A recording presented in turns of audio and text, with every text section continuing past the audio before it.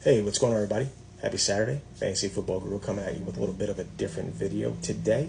I was going to do my wide receiver top 10 video, but I don't feel like I want my league mates to be stealing so much information so early with players that I like, so we're not going to do that because we don't randomize the draft order early in our league, which leads to a lot of people that get lost in the sauce pretty early in the draft, which is benefits me when you're lost and they're shuffling for picks, and I get to benefit that. But I was hoping this year we would randomize the draft order just because I wanted to have a draft where everything went highly competitive. But that's okay. I mean, it's what it is. Hopefully I draw numbers 1 through 4 because these are going to be mock trends that I'm noticing over the past week or two that stick out to me and that I really like. And that's honestly, in 20 plus years doing fantasy football, this year I'm going to be doing things much, much different than I normally do. If you guys have any things you notice in your mock draft trends or anything, please feel free to drop a comment or ask a question.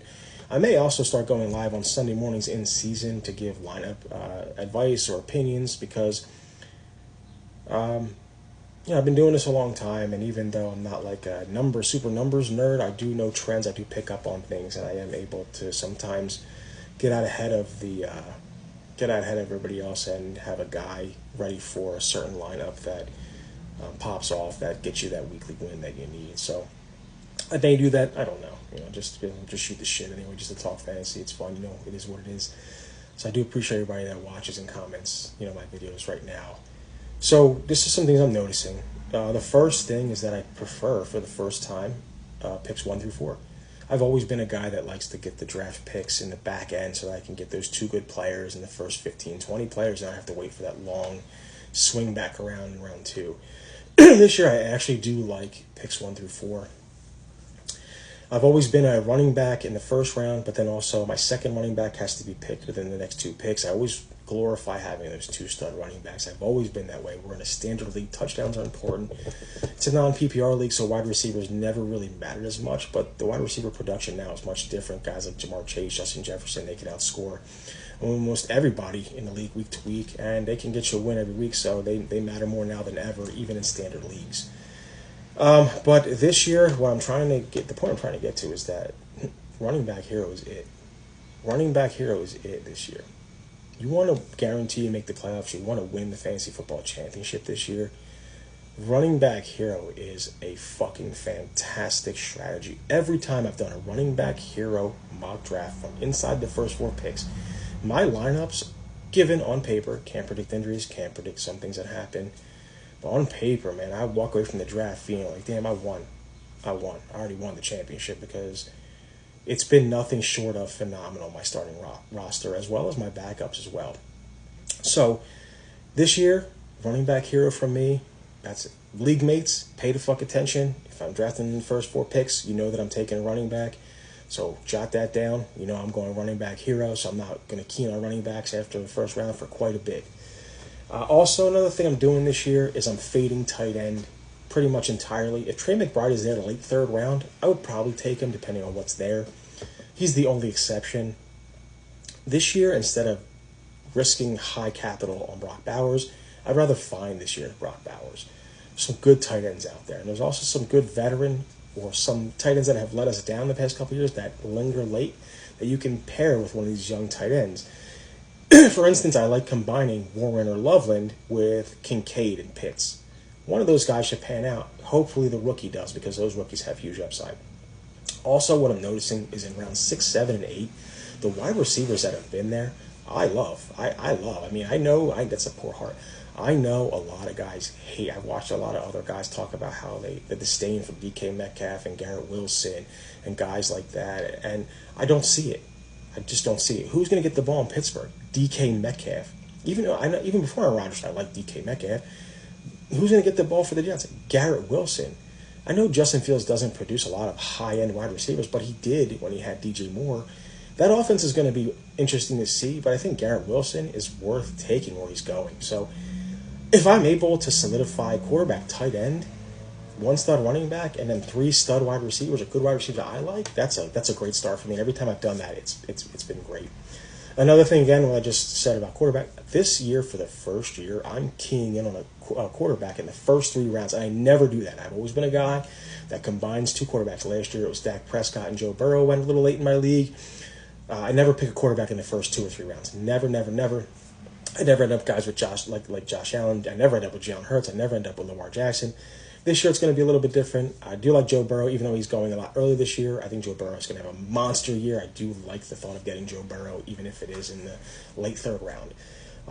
So that's definitely different for me. But I also do like May, Nix, and Stafford late as my backups. Also, another thing that's a little different, normally I take my defense special teams around 16 or 17. This year I think I'm going to bump it up a little bit early in the draft because there's 2 or 3 defensive special teams that I like. Normally I'm a defense stream guy. Like every week I'll pick a defense off of waivers and I'll pop them in, take them out, and just switch them around, play musical defenses. But this year, again, I think doing the RB hero draft, at the end of the draft, I'm looking at my team and everybody's just there. I don't need to, oh my God, what am I going to do this week with this person? I feel like everything is so solid when I have done the running back hero. So if I can get the Niner defense, the Bronco defense, other teams that have good schedules, good defenses that are out there, if I can get one of them early and just every week just put them in, I'm straight. I do expect these trends, though, right now, obviously, to change. It's 2 months away from draft day. There's position battles, camp reports. There's a lot of changes that can be made. Again, running back here, the reason why is because the rookie running backs like Compton, Harvey, Stevenson, one of those guys is going to pop off. If you look at RJ Harvey, I love his potential. I love his fit. Sean Payton, his running backs that he's drafted in the first 3 rounds have all panned out to have great rookie seasons and years after that. Alvin Kamara, Reggie Bush, etc. RJ Harvey is a can't-miss late guy. If you pair him with a stud running back like a Bijan or Jamar Gibbs or Saquon, you're set at running back. You're so good.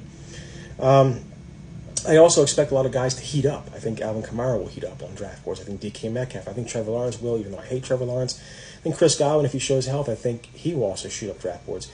Real quick, though, the players I struggle with and take in specific rounds, these guys are always there in these rounds, and I just have a real trouble with taking them or not, depending on what's around them, but they always seem to be there. Like early round 2, Puka, round 5, Travis Hunter, who I take every time. Round 6, Garrett Wilson's usually there, and Aaron Jones. Those are running back, wide receiver guys that at that position I'm kind of taking if I can. If you get Aaron Jones, get the backup, obviously. Round 7, Stephon Diggs. I like Stephon Diggs this year. I like Drake May. Taking Stephon Diggs at round 7 as my wide receiver 3 I'm happy with that. Round 9 is where I'm usually taking Loveland or Warren. If they're there. Round 11, I keep on sucking up Kareem Hunt. No homo. And round 12, I keep on taking Matthew Stafford. I just can't avoid the value there with Devontae Adams or Puka Nacua. So that's just a little bit of what I've noticed. RB hero this year for the win, for the guru. I appreciate everybody watching. Again, I may just go live on Sunday mornings to try and answer any questions you guys may have, just to see how that goes when the season starts. But I'm also probably going to be trying to stream the draft live. I just want to say I appreciate everybody who takes the time to watch my videos. I know I haven't been making bet slip videos. Haven't really been paying attention to spreads and stuff like that. I've been really focusing on mock drafts and fantasy this week. I will get back to that during this week, though. So thank you, everybody who does follow and like. I really appreciate that. Spread the word if you can. I hope you guys have a good rest of your weekend. I will be doing my wide receiver top 10 video sometime this week as well. So Fantasy Football Guru is out. This is my daughter, though, also with the Fantasy Trophy. Funny story was 2019 was my last championship, my third, but my last in a league. And my daughter was born on that Sunday. I won the Fantasy Championship the following on Monday Night Football on the Monday because I had Ezekiel Elliott. And I won the championship in the hospital. My daughter was born 2019, December. So that's a great memory. I love this. It's one of my favorite pictures. So thank you, everybody, for watching, guys. Fantasy Football Guru is out. Peace.